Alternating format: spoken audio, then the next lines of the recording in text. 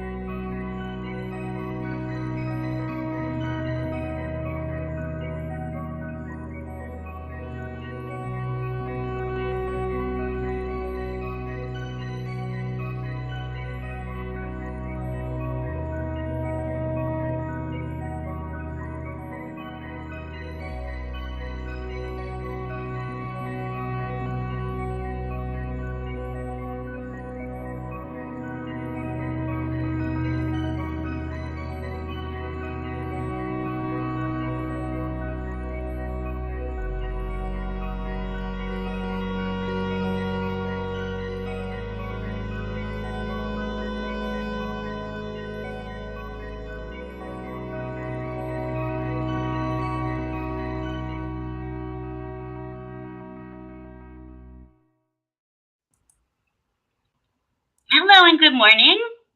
good morning and hello. Hello, good morning. Good. I think the Beatles sang that. Good morning. I say goodbye. Da, da, da, da, da. I'm forgetting the words.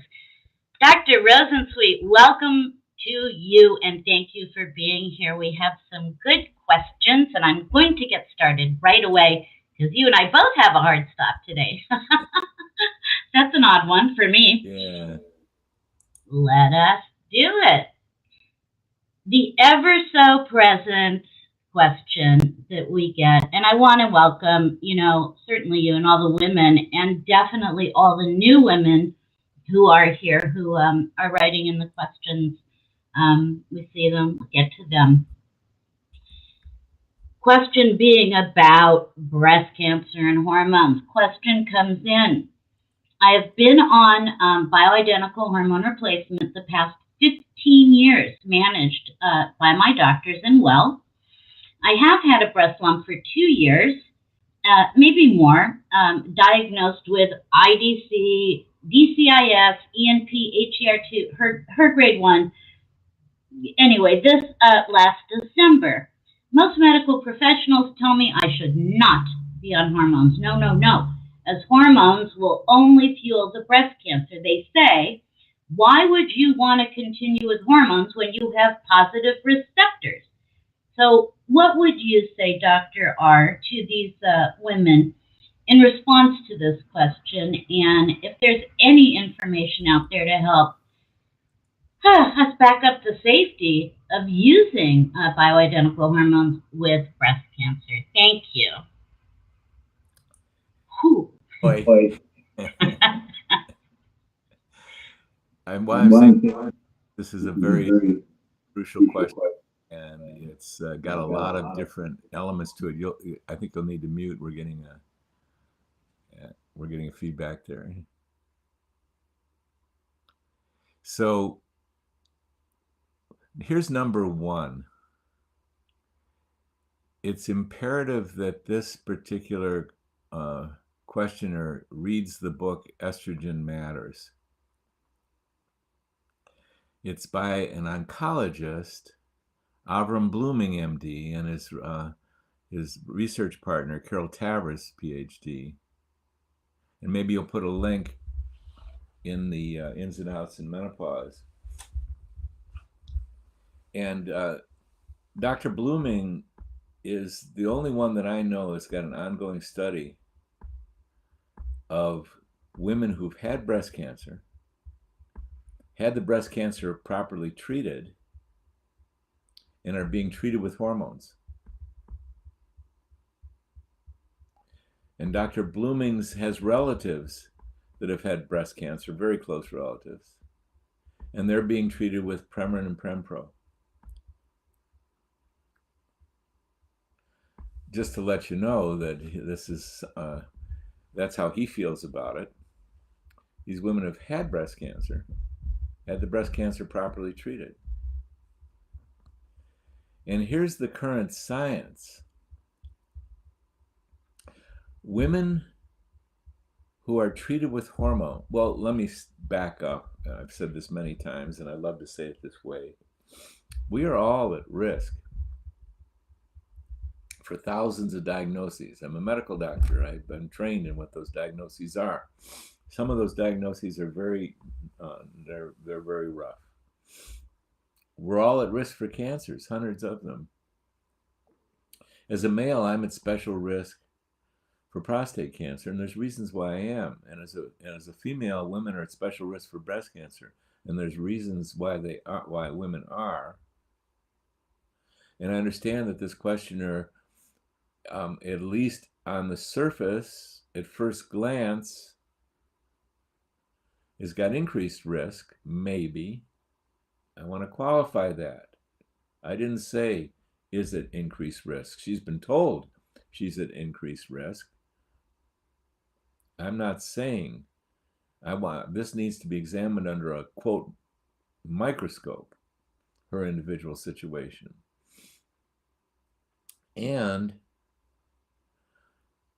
even with all that in place, women who are treated with hormones are at less risk for breast cancer, heart attack, and stroke than women who are untreated. And to take it one step further, although this woman has a precancerous condition, or, it's in that gray zone, women who have had breast cancer properly treated are at less risk. They're at greater risk for recurrence of that cancer than a woman who's never had breast cancer is at risk for getting that breast cancer.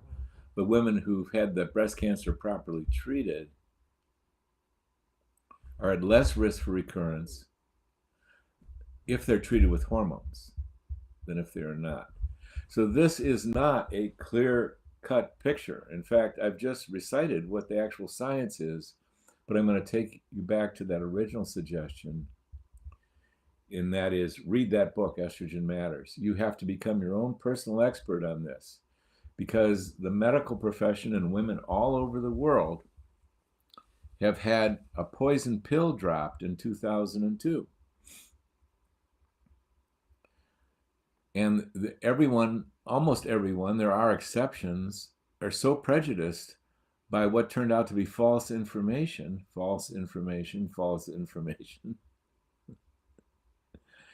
And it came through this study, the Women's Health Initiative. And in 2002, it was prematurely published. I'm sorry, the study was stopped, and the results were prematurely published. And what was premature was both the stoppage of the study and also the publication of that study, because in that study they said with Premarin there was a reduced risk. Women who were treated with Premarin were at a reduced risk for getting breast cancer, heart attack, and stroke than women who were untreated. This is horse urine-derived estrogen.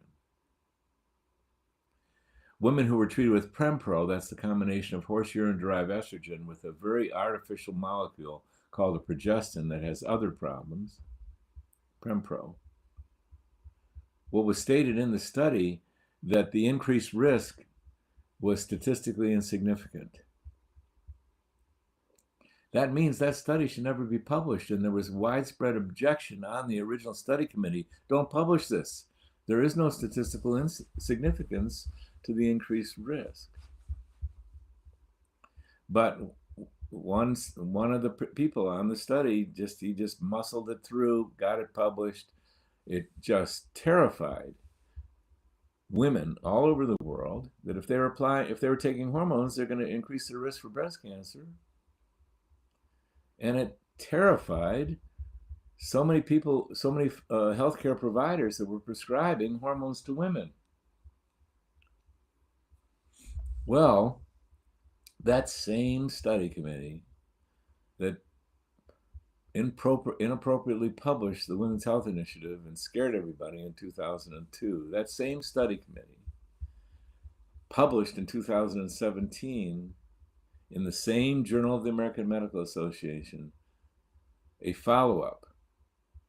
And what was stated in that follow-up study article, after 18 years of follow-up, there was no increased risk of breast cancer, heart attack, and stroke. That increased risk had totally disappeared even mathematically, by 2006, the relative risk became 1.0, which means no increase or decreased risk. So the whole subject of hormones and cancer is very clouded. Let's talk about estrogen receptor site positive. Healthy breast glandular cells, as well as other cells in the body, all over the body, in a woman's body, have estrogen receptor sites. That's how hormone works. You got the hormone, and then you got the receptor site in the cells. And the hormone goes into the receptor sites, and that's how the action of that hormone is actually deployed. And they're all over the body. Yes, they're in the breast. In the breast, estrogens stimulate proliferation of breast glandular cells. In the uterus, positive receptor sites, estrogen receptor sites exist in the uterus, and they stimulate the formation of the endometrial lining that you menstruate, or you don't. That endometrial lining can go on to be the bed, the nutrient bed that grows a fertilized egg. Estrogen receptor sites are in the brain. Oh God, are they in the brain? And they function, they support so much beneficial function in the brain, as any woman knows who loses her estrogen, small, medium, or large, they start losing their cognitive abilities. They're present in the arteries, estrogen receptor sites. They're all over the body. They're so ubiquitous. They're in the bones, as are other receptor sites. So to have receptor sites present, well, this is how one expert told me. I'm not mentioning their name right now, but this expert was an oncologist, is an oncologist, that in any tumor, like a breast cancer or any tumor or a DCIS, if it's in the breast, there's going to be estrogen receptor sites in any tumor. That's not the part of the tumor that's the problem. The part of the tumor is the part that's a problem, is the ones that doesn't have estrogen receptor sites. The things have gone so primitive that you no longer have cells that have receptor sites or much of anything else. In fact, when a pathologist looks under a microscope at the actual cancer cells, you can't immediately tell to the untrained eye that those are breast cells. They've gotten so undifferentiated, as they're called, the ones that are really problematic, and the body lost control over them. So the ones that have estrogen receptor sites, they haven't gone this wild. Or let's look at it another way. Before estrogen receptor sites were even discovered in the medical profession, that happened in the late 1990s, we didn't know they existed. The doctor who was running this study, who was treating women who had breast cancer and had that breast cancer properly treated, he was treating those, including that doctor's relatives, female relatives who had breast cancer, 2 of them, with hormones. And it's very unclear as to whether that was a problem or not. There were estrogen receptor sites present or not present in these women. His rate of success in treating these women with hormones was dramatic. Not perfect. Women who've had breast cancer can get a recurrence. Women who haven't had breast cancer can get breast cancer. Now there's the flip side of it all. What are the consequences of not using hormones? To bones, to vagina, to brain, to arteries. Estrogen confers special protection to the arteries. You don't hear of a young woman keeling over on a tennis court, never sick a day in her life, and she had a heart attack. But you do hear that about young men. That happens. Men in their 40s, never sick a day in his life. Heart attack. Because And yet, the incidence of risk of heart attack is different in 40-year-old women than 40-year-old men. Men, the risk is higher, but the risk equalizes by the age of 60. What's the difference? Estrogen, folks. And half the women who leave the planet Earth do so by complications of arterial sclerosis. So it's not like you want to look at this through just one perspective. And we monitor anyone who has DCIS. There's ways to monitor the health of that breast. So what I'm basically getting it down to is this is not a straightforward decision. And one thing I'm going to assert, that a woman's hormones do not cause cancer. And it's unclear as to whether it facilitates the growth of an existing cancer. That is not clear. So here you are, an individual woman, and you're facing what you're facing. And unfortunately, at this day and age, you have to become an expert on your own situation. So I'm taking you back to the book, Estrogen Matters by Avram Blooming and Carol Tavris. Start with reading that book, because you're going to have to make decisions yourself. That there's very few physicians out there, shy of those who have really taken this subject of what is the risk, what does cause cancer, that are going to be able to be your leader. You wish you could rely on them. The ones who have really taken this to deeply and dearly, right down to the actual science, they're out there, but they're not that common at this primitive time in human evolution. So there are many, many causes of cancer. Oh my God.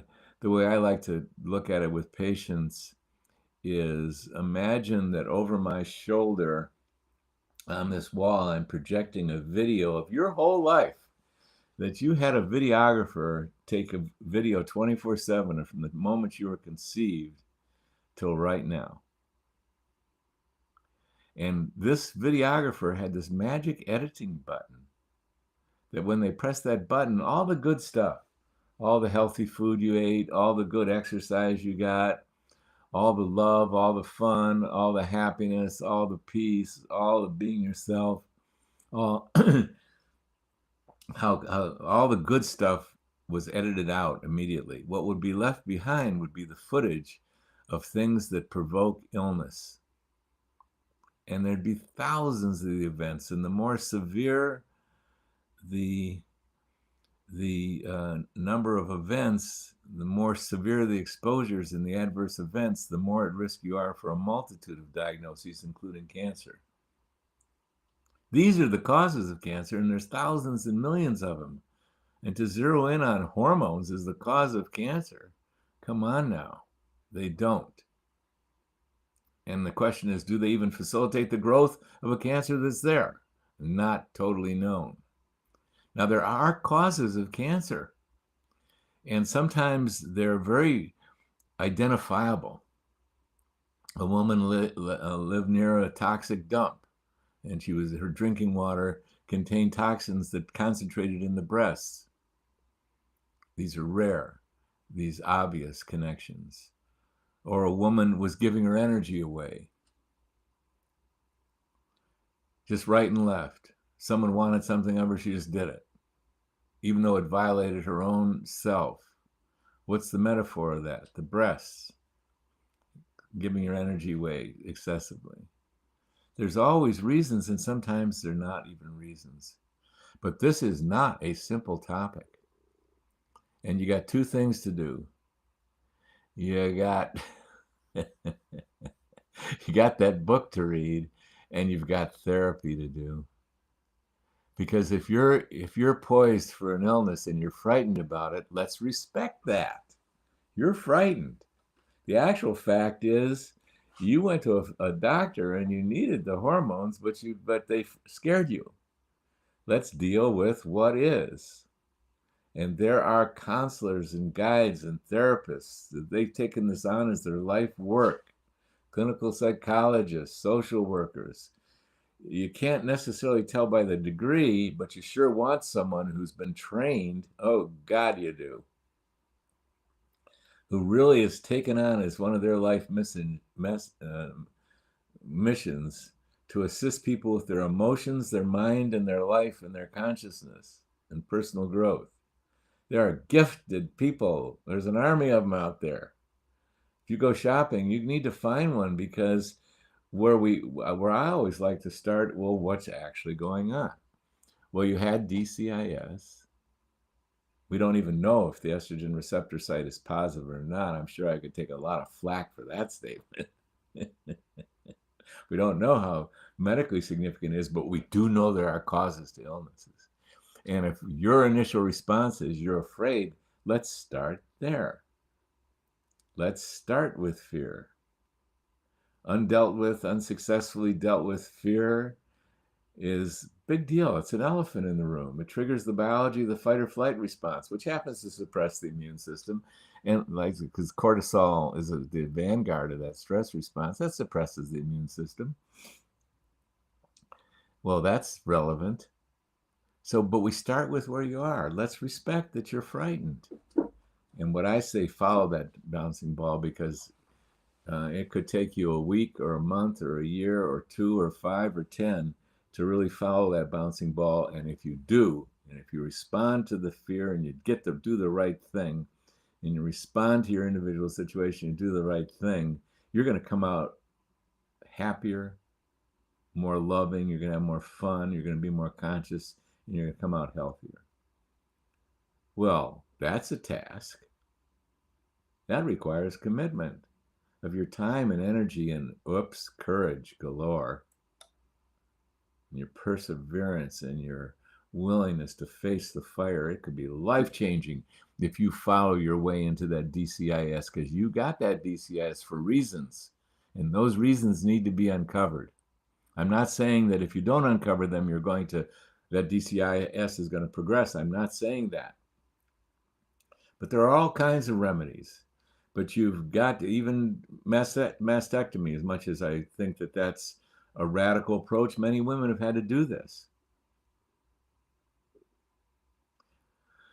So it's a complex subject, and you yourself need to be the leader, and you need to take some action steps. And listen, I have compassion for the level of action steps, because I faced my own come to Jesus moment when I was in my late 30s.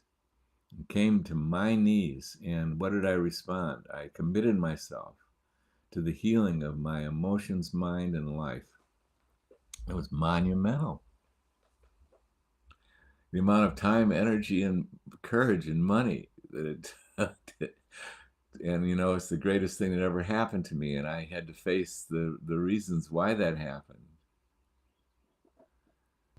And so what I encourage everybody to do is, this is one of the things we're on earth to do, and the rewards of your personal healing of your emotions, your mind, and life are monumental.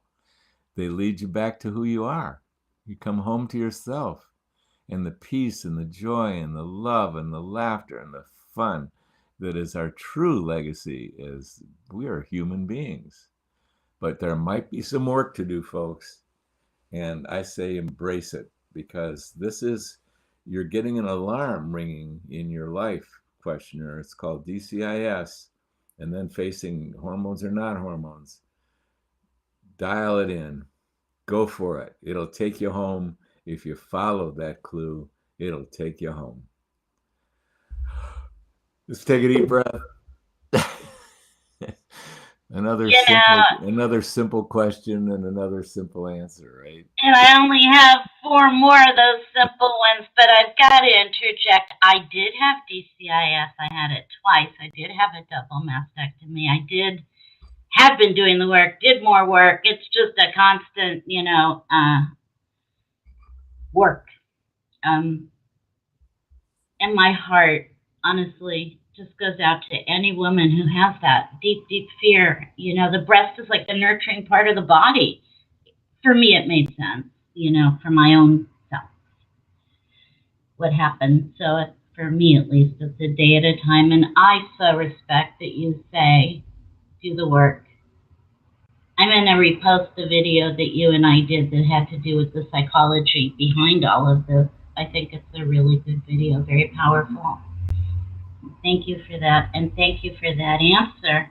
It's going to bring me to this one, which says, that there is so much wonderful information out there to read and to know about hormones and how important it is to replace them. Women are having miracles every day, but there are plenty of women who feel like outcasts because they have had breast cancer or have had a family history of breast cancer, and their doctors are saying no. So all of this great information that's out there, there's a group of us that are like, well, why even bother? Listening to this doesn't relate to us. I mean, there's a statement and a question in there. And what's the question? Well, the question is, do we listen to these doctors? Do we find other what do we, do we do the work? I mean, it's that gray area, but nobody wants to feel like an outcast. Well, a simple question, Carolyn. Another simple question you're posing here. I look for those simple questions. You do. You seem to be really good at it. Let me put it this way. I don't think any of us received the instructions when we came to Earth that human life is a miracle. Life is a miracle. It has love and fun and people and miracles in it. Beyond comprehension, there are miracles. No one received the instructions early on. Not only was there miracles, but we're human beings and we're unfinished. We're a work in progress. As rich and as beautiful and as amazing as we are on every level, we've got unfinished business that's emotional, that's mental, that affects our choice mechanism and thus how we live our lives. And there's healing to do. So I wasn't when I started school, my kindergarten teacher didn't lead off by saying, "You children are so beautiful, each one of you. I'm going to call out each one of your names and tell you how beautiful I think you are. But I want to give you a sneak preview. You're human beings. You're in life. You'll not only be living your life, you'll be constantly called upon to improve your wisdom, your choice mechanisms, your courage, your effort, your commitment. You're going to be constantly called upon to do that.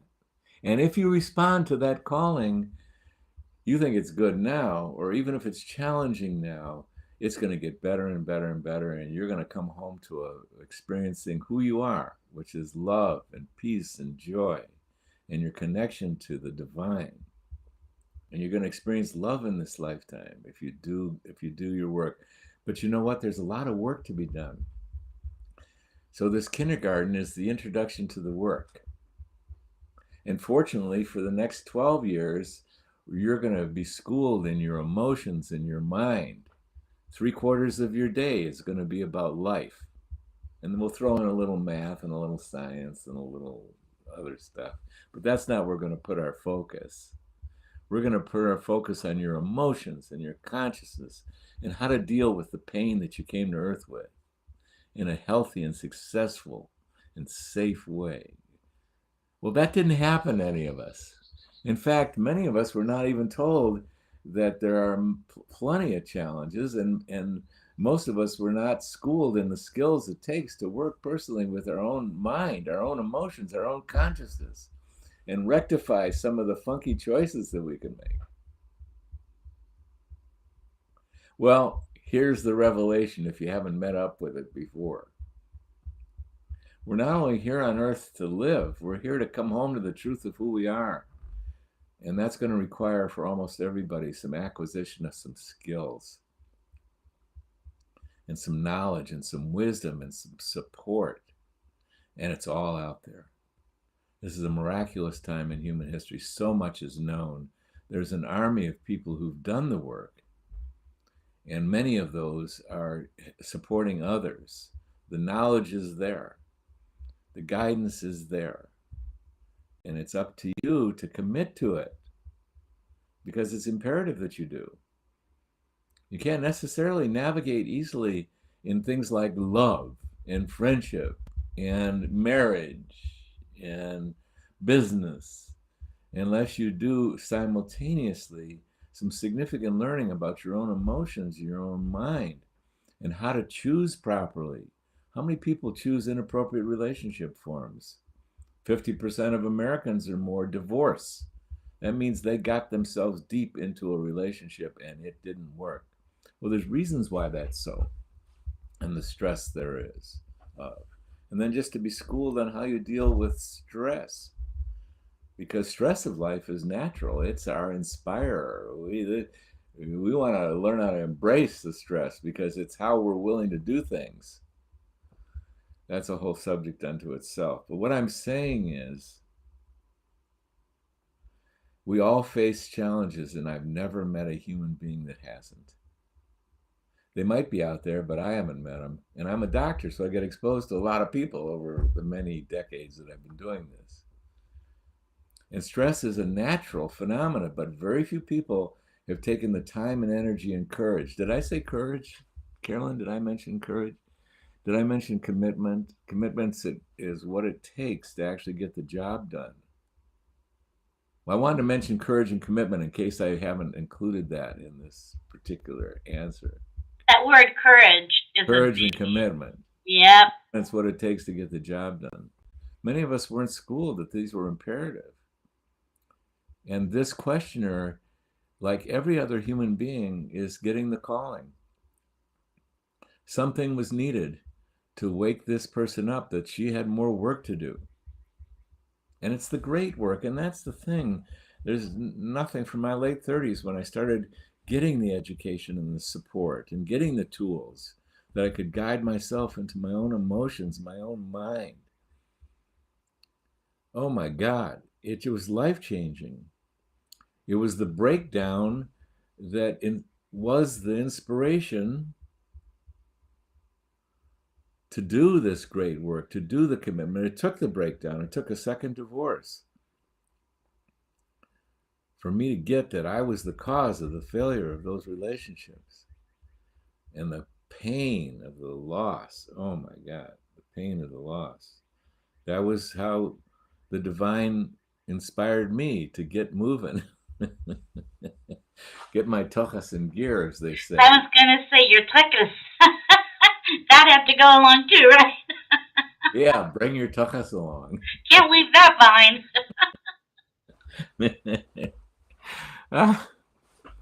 So, you're getting into something that's really so important, and that is that a lot of us feel that if we just go to the doctor, get a hormone in the form of a whatever, the next day we're just going to be all better. Boy, I found that not to be so for me.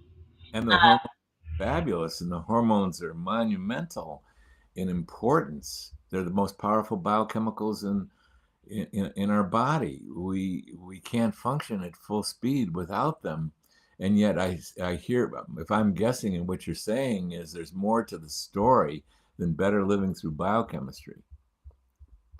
And it's midlife. I grew up in an era when it was called the change of life. Well, what in the heck does that mean? New level of importance to what life itself is. And if you haven't done the acquisition of dealing with your own emotions and your own mind, you're going to meet up with it in midlife. If you haven't met up with it, it's going to wake you up in some form or another. And illness is one of the ways that it wakes us up. Appropriately so. And the illness, the DCIS, is calling for a remedy. This is what I come to believe that illness is about. There's things that are really important to us in our life, in our health, in our ability to love successfully and be happy. There's things that really matter. And if we're not proactively attending to them, we're going to get a wake-up call. Life itself has got many mechanisms to stop the world for us. And that's what symptoms and illness are. They're world stopper. They're strong enough triggers to go, oh my God, I can't escape this. This has totally got my attention. This DCIS has totally captured my attention. It's scaring the crap out of me. Well, that's what illness is about. That's its purpose. It's there to stop the world for you. And it's there to get you to ask the question, what's going on here? And the problem with illness is it wants the real answer. It's not going to accept that this is a penicillin deficiency or an ivermectin deficiency or a vitamin C deficiency. Because that's not strong enough. That's not a clear enough answer. It's going to stay there until you get the real answers.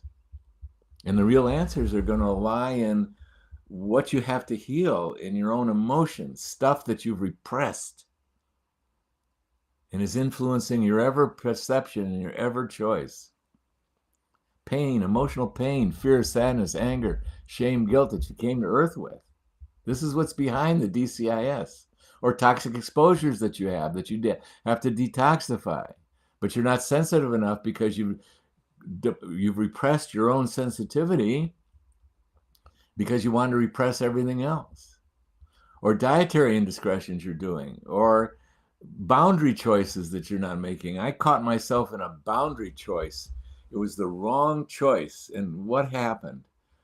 I ran my car over one of those cement parking lot things that are about that high. Well, I've got a low front end. I glided right into it and I heard it scrape.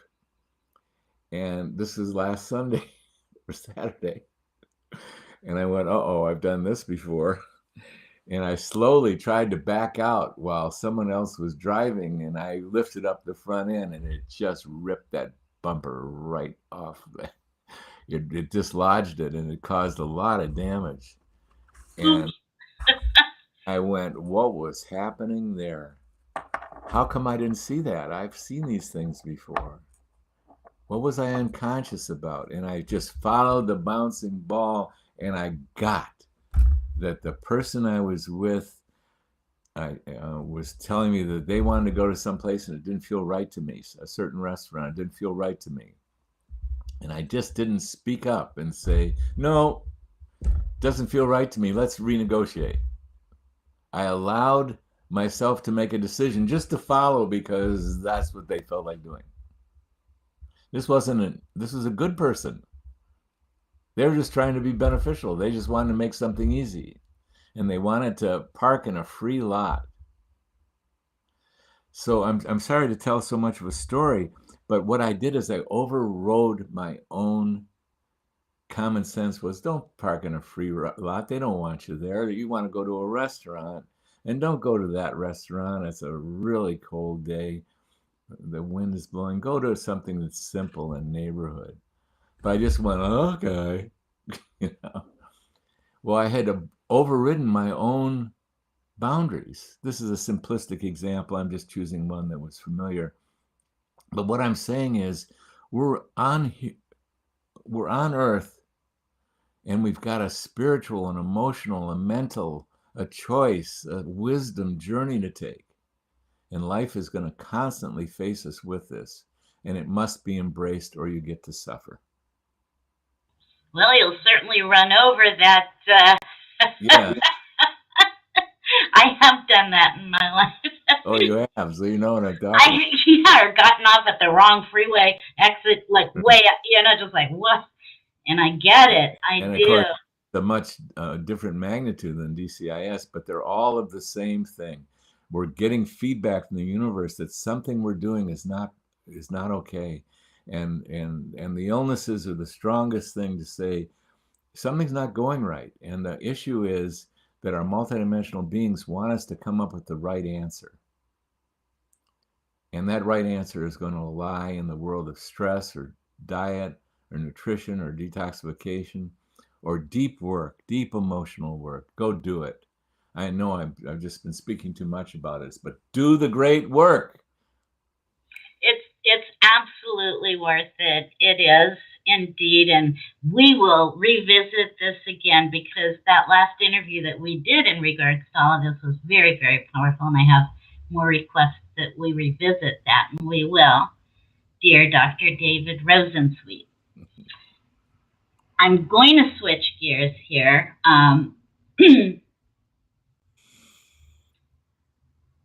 Back to progesterone.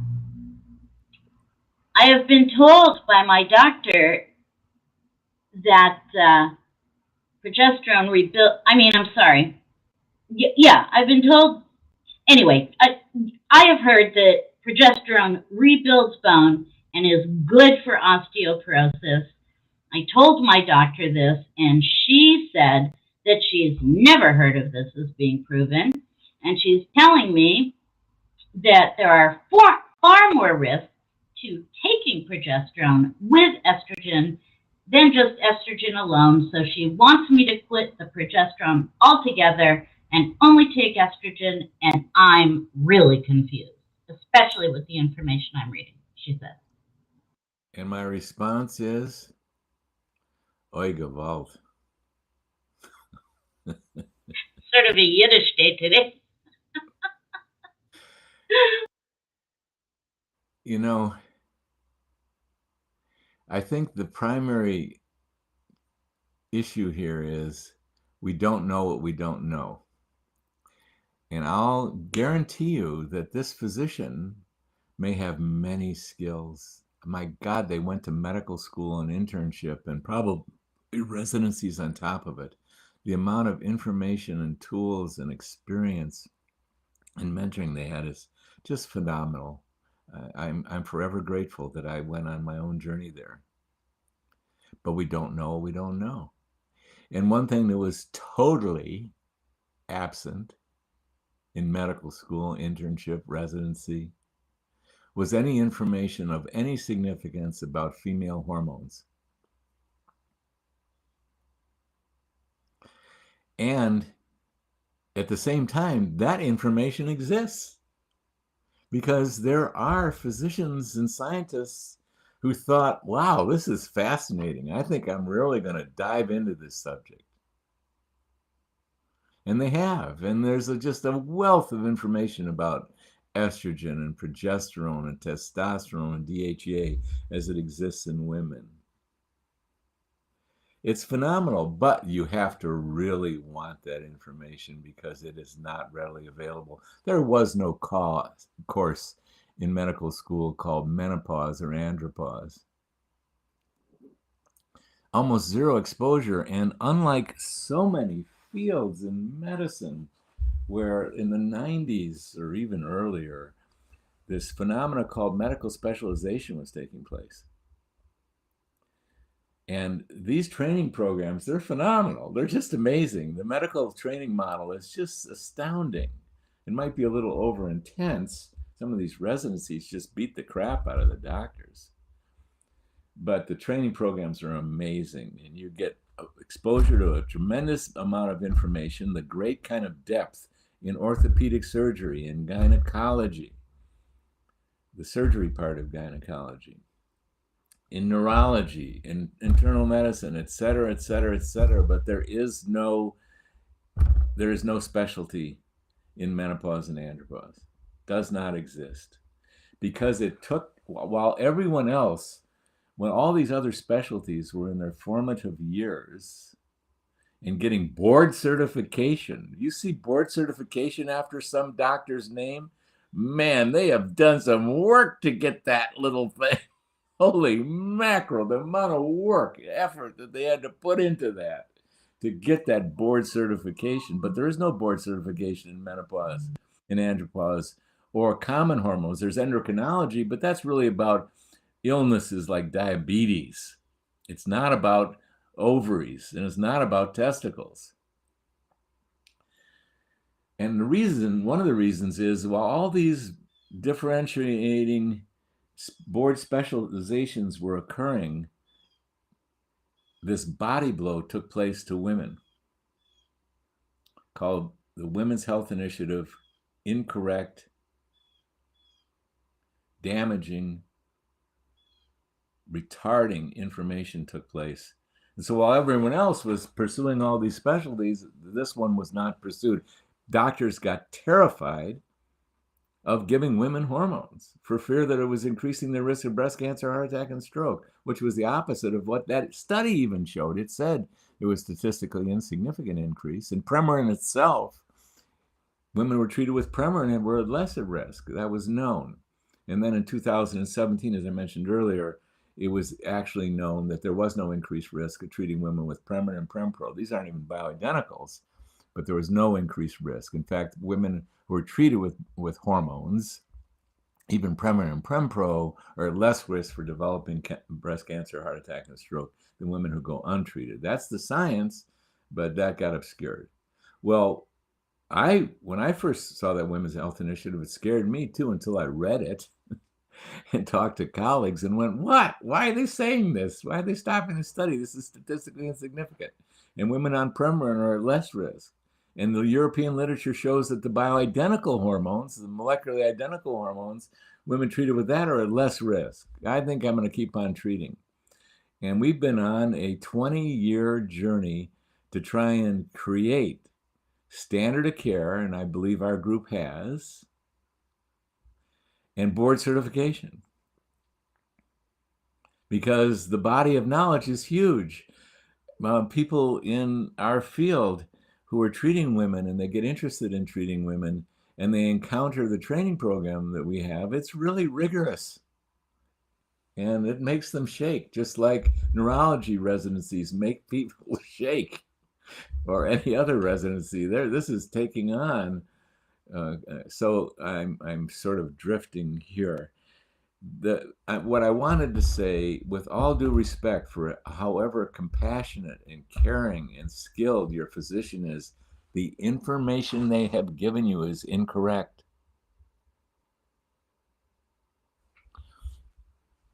The divine did not invent progesterone and estrogen for no reason.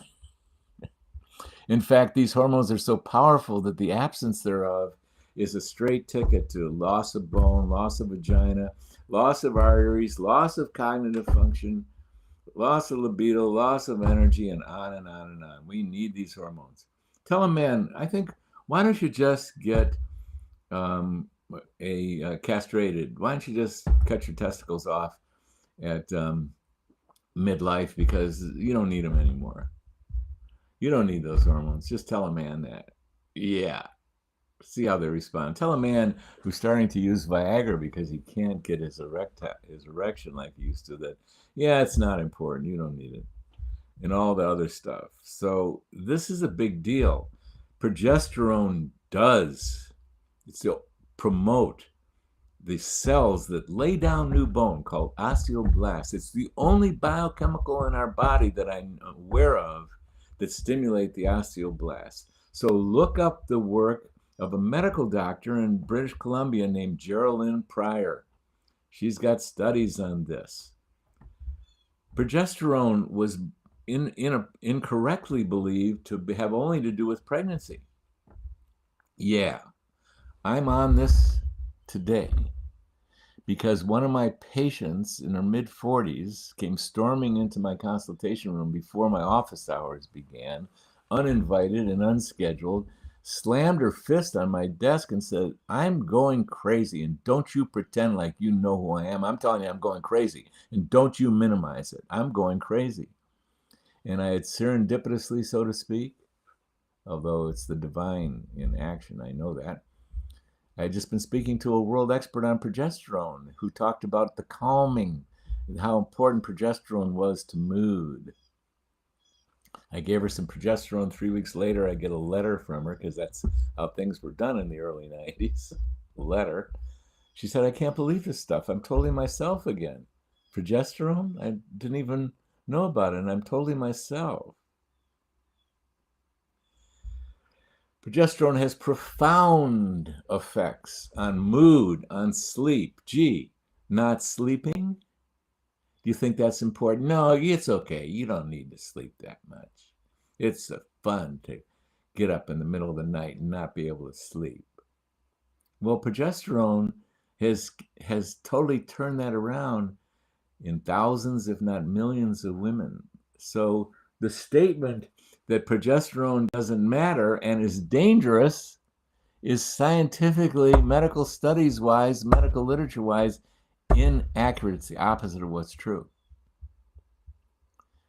So, yet I'm not there to judge or fault your provider. They just have not taken on the world of hormones, or they would never make that statement. And they probably haven't been in menopause themselves. I don't know that to be true, and people don't know what they don't know, and everyone got scared. So you're dealing with the fear of that incorrect information. So I want to say to you, questioner, that progesterone and estrogen and testosterone and DHEA are absolutely crucial to your well-being. And I was discussing with a provider the other couple months ago, Dr. Berkson, about, what percentage of women are in assisted living facilities and nursing homes because of hormone depletion? We were making wild guesses, 80 to 90%. That's how crucial these hormones are. So what I highly encourage you to do is read our book, do some research if you need to, read Estrogen Matters, but find yourself a provider who loves menopause, and they've taken the time and energy and effort it takes to gather more information, educate themselves. And what are they going to say? They're going to say, especially if they're a menopausal female doctor or an andropausal male doctor like myself, man, I've taken my hormones every day of my life as I did this morning. And every day I'm privileged to be on earth, I'll tell you, I will be taking my hormones, and I'm certain of it. And not only that, I have the backup of the scientific information. And Carolyn, this is probably a good time for us to complete early today, as we have other commitments. But we both do, and I don't want to. I will take these 2 questions and present them on Thursday that I have left. And I always so appreciate your going there and bringing your tuchus along with you. All of us should, and you can look up tuchus if you don't know what it is, or I'll let you know later. For anatomical precision, I do have one correction to what I stated. My tuchus is behind. You're funny. It is behind. It happens to be your behind. You're funny, Dr. Take it with me, but it is behind. Well, it is. Yes, that would be politically correct. So, ladies, thank you so much for coming up. Dr. Rosenfleet, always thank you for being here every Tuesday and every Thursday. So appreciated. We both have hard stops today. I'm so proud to say I have a hard stop. That's like amazing. Enjoy your day. We will talk on Thursday. And just enjoy. Thanks, Carolyn. Thanks, Dr. See you Thursday. See everybody. Nice to be with you. See you, everybody. Bye.